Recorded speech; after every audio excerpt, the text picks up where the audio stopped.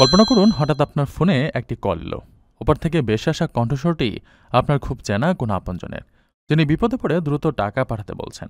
কিন্তু আপনি কি শতভাগ নিশ্চিত হতে পারবেন যে ফোনের ওপারে থাকা কণ্ঠস্বরটি সত্যি আপনার পরিচিত মানুষের, নাকি এটি এক অদৃশ্য শত্রুর পাতা কোনো ফাঁদ? ওমানে প্রবাসী ও নাগরিকদের জন্য এই কল্পনা এখন ভয়ঙ্কর বাস্তবতায় পরিণত হয়েছে।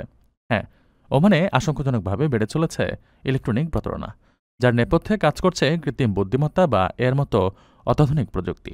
প্রতারক চক্রগুলো এখন এতটাই উন্নত যে তারা কৃত্রিম বুদ্ধিমত্তা ব্যবহার করে যেকোনো ব্যক্তির কণ্ঠস্বর, ছবি, এমনকি ভিডিও পর্যন্ত হুবহু নকল করে ফেলছে।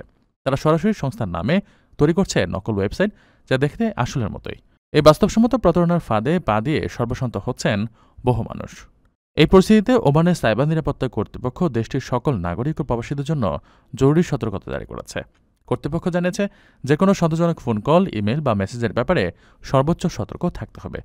বিশেষ করে অনলাইন ব্যাংকিং বা সামাজিক যোগাযোগ মাধ্যমে ব্যক্তিগত তথ্য শেয়ার করার আগে বারবার যাচাই করার পরামর্শ দেওয়া হয়েছে। সরকারের পক্ষ থেকে গণমাধ্যমে ব্যাপক প্রচারণা চালানোর পাশাপাশি প্রযুক্তি নির্ভর নজরদারিও জোরদার করা হয়েছে।